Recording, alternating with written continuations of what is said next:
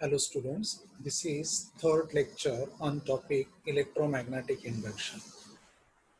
In today's lecture, let us discuss how EMF is induced in the conductor, a conducting coil due to its own motion. That is called as motional electromotive force, motional EMF. तो normally conductor में EMF कैसे induce होता है? If conductor is displaced in magnetic field, in conductor EMF is induced. When conductor rotates in magnetic field, in conductor EMF is induced. When conductor oscillates in magnetic field, EMF is induced in the conductor. यानी due to translational motion of conductor in magnetic field, due to rotational motion of conductor in magnetic field, or due to oscillatory motion of conductor in magnetic field, EMF is induced in the conductor. One phase acts, one end becomes positive, second end becomes what? Negative.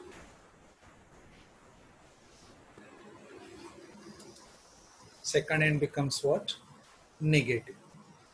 तो what is the meaning of motional EMF? मैं वापस repeat करता हूँ. अगर आप conductor को इन magnetic field displace करते हो, रोटेट करते हो या ऑसिलेट करते हो, तो डिस्प्लेसमेंट ऑफ दैट कंडक्टर या रोटेशन ऑफ कंडक्टर या oscillation of conductor swipes the area in magnetic field, and there with the motion area swiped by the conductor keeps changing with the time. So magnetic field changes, in conductor EMF is induced and induced current flows. That is the meaning of motional EMF. See, I read from here. The EMF induced across the ends of conductor due to its motion. अभी motion में तीन type है, translational, rotational and oscillation. ये तीन है. In magnetic field is called as motional EMF. Okay, in today's lecture, let us discuss how EMF is induced in the conductor due to translational motion. So due to translational motion, what is the EMF induced in the conductor? इसमें भी तीन अलग अलग तरीके हैं. ये तीन मैंने यहाँ पे दिए, देखो. आप what is the EMF induced in the conductor due to translational motion, ये आप तीन अलग अलग कंसेप्ट से डिराइव कर सकते हैं. पहला, by using Faraday's laws of electromagnetic induction, आप EMF डिराइव कर सकते हैं. या by using the concept of Lorentz magnetic field, ये भी आप डिराइव कर सकते हो. या by using the concept of conservation of energy, ये भी डिराइव कर सकते हो. तीनों से एक ही फॉर्मूला आएगा, खाली एक्सप्लेन करने के लिए तरीके अलग अलग हैं. इन तीनों में से ये दो आपको सिलेबस में है, ये नहीं है. तो हम लोग ये पहला दो एक्सप्लेन करते हैं. कंसेप्ट क्या है? आपको area in magnetic field change करना है और EMF इंड्यूस होगा. और एरिया इन मैग्नेटिक फील्ड कैसे चेंज करना है? Due to translational motion of conducting line. ये अभी हम लोग अकॉर्डिंग टू फैराडेज लॉ पहला पढ़ेंगे. अभी डायग्राम में देखो, ये जो सब क्रॉस इन सर्कल दिख रहा है, these all cross in circles are representing uniform magnetic field which is perpendicular to the plane of paper and inward. सब cross in circle जो है, they are representing that magnetic lines of force are passing perpendicular to the paper and inward. यानी magnetic field normally inward है. ये open rectangular frame है, C shape, और ये fourth side है जो कंप्लीट कर रहा है रेक्टेंगल को, राइट. ये साइड मूवेबल है, ये साइड से रिजिड है. तो ये साइड मूवेबल रखा है, तो ये जो एरिया इनक्लोज है, that area can be change. Clear? Okay. तो ये जो फिक्स साइड लेंथ है, ये L है. ये जो मूवेबल साइड है, it is kept at a distance x. तो right now what is the area in magnetic field is L into x. अगर इस एरिया को मैं एरिया वेक्टर से रिप्रेजेंट करूं, तो area vector is also perpendicular to the plane of paper and inward. तो what is angle between area vector जो normally inward है एंड फील्ड वेक्टर वो भी नॉर्मली इनवर्ड है, वो एंगल हो गया 0 degree. I repeat, angle between area vector and field vector is what 0 degree. मैं वापस रिपीट करता हूँ.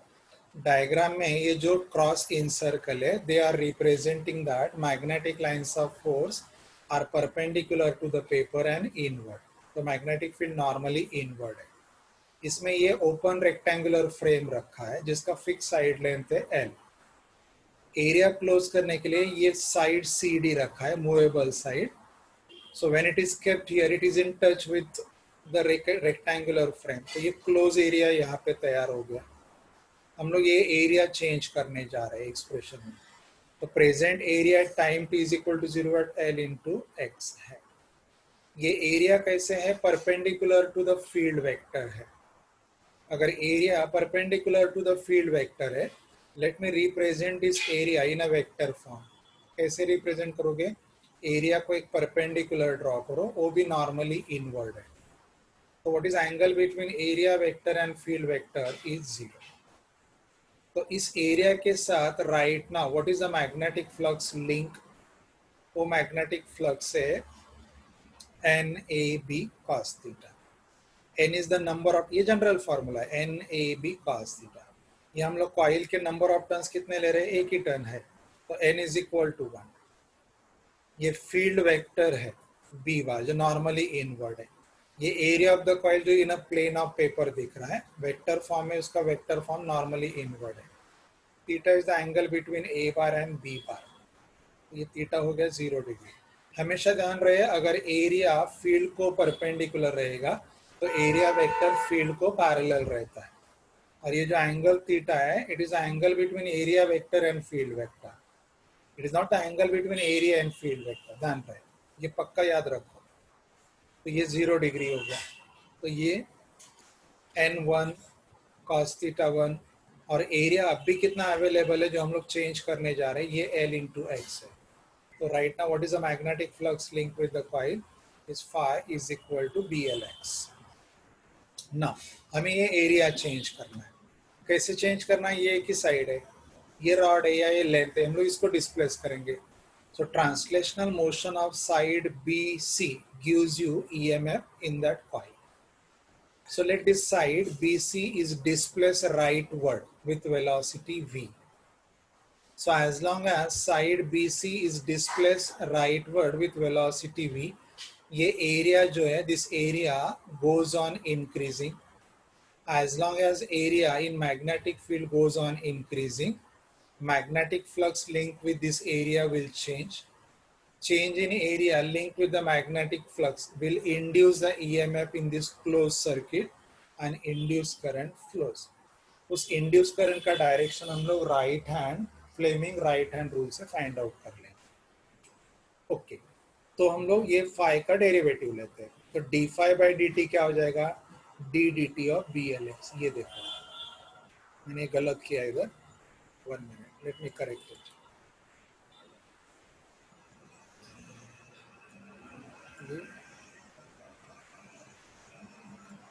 ये टी होना चाहिए, right? So d phi by dt is what? d dt of BLX. यहाँ हम लोग मैग्नेटिक फील्ड नहीं चेंज करें, यहाँ हम लोग फिक्स साइड लाइन जो ये भी नहीं चेंज करें, हम लोग x में इंक्रीमेंट कर रहे हैं क्योंकि इसको राइट वर्ड डिस्प्लेस कर रहे हैं. तो BL बाहर ले लो और ये हो जाएगा dx by dt. Right? So d phi by dt is equal to BL dx by dt. But what is dx by dt? Is the velocity with which this length is displaced rightward. तो ये आ जाएगा BLV. But according to laws of electromagnetic induction, आपको पता है what is d phi by dt is the EMF induced in the coil minus d phi by dt. Minus sign indicates that what is the EMF induced? It opposes the change in magnetic field. क्योंकि ये change EMF के production को responsible. अब ये दोनों side equate कर लो. तो E is equal to minus BLV. Magnitude लोगे तो क्या हो जाएगा? BLV. So this is the EMF induced in. This is the EMF induced in this length when this length is displaced rightward. Is it clear? This is the first expression, ये 3 mark के लिए आएगा। अभी same diagram है, same diagram is there. अभी हम लोग EMF induce find out करेंगे इस कंडक्टिंग लेंथ में by using the Lorentz magnetic force, जो हम लोगों ने magnetic effect of electric current में पढ़ा है, not by laws of EMF. कैसे देखें, बाकी डिस्कशन वही सेम है कि ये मैग्नेटिक फील्ड है, this magnetic field is normally inward, ये ओपन रेक्टेंगुलर फ्रेम है जिसका साइड लेंथ है l, at a distance x मैंने एक कंडक्टिंग लेंथ रखा है जो मूवेबल है, तो ये कंडक्टिंग लेंथ मूवेबल भी है और ये रेक्टेंगुलर फ्रेम को क्लोज करके देगा। तो right now area introduce in magnetic field is L into x, ये area perpendicular to the magnetic field है।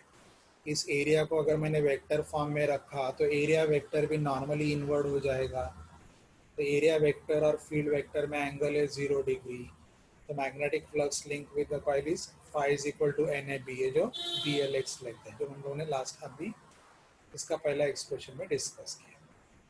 अभी होगा क्या देखो, अभी ये जो कंडक्टर BC है ना, इस कंडक्टर BC में free charges are available, in conductor BC free charges are available. जो चार्जेस इनसाइड प्रेजेंट है they are free to available, they are free to move, but they are free to move inside the conductor, they are not free to move leaving the conductor।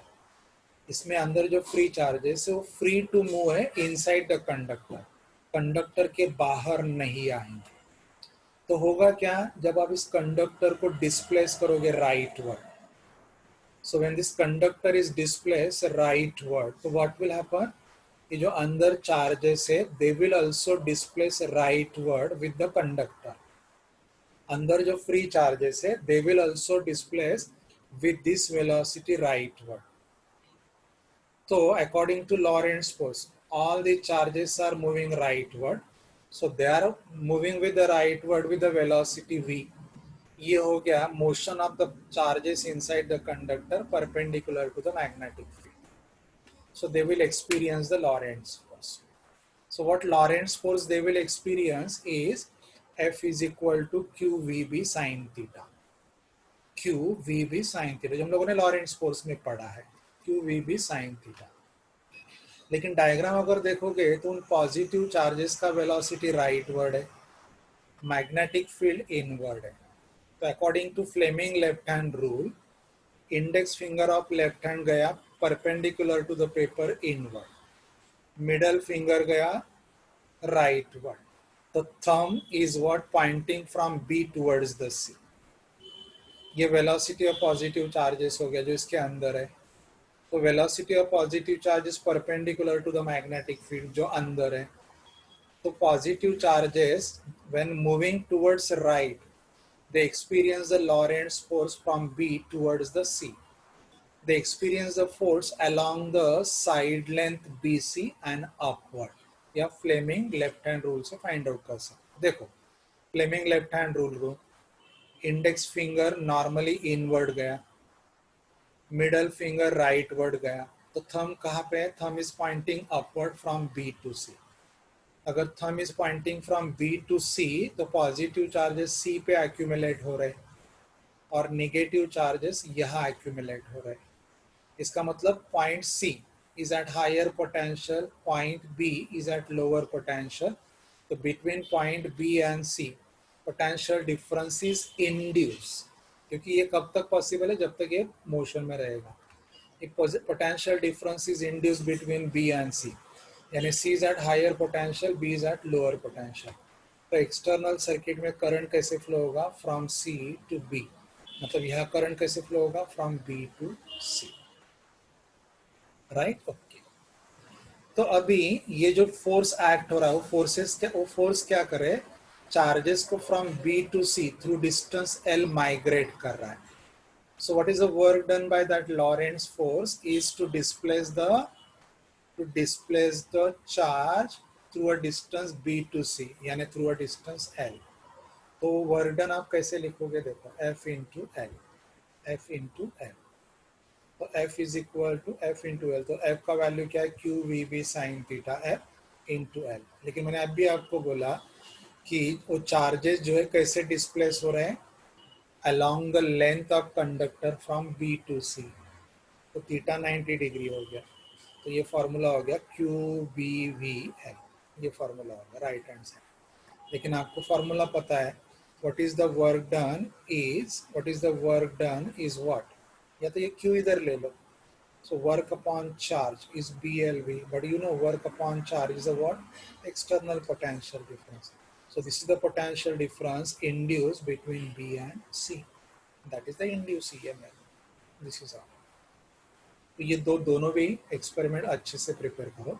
इसमें मैंने क्या किया, rod को displace किया, by displacing the rod EMF is inducing the rod, क्योंकि displacement of the rod swipes the area in magnetic field, और जब तक लेंथ को डिस्प्लेस करोगे एरिया मैग्नेटिक फील्ड में स्वाइप होगा, मतलब चेंज होते ही रहेगा, and with that area magnetic flux link changes and in the conducting length EMF is induce.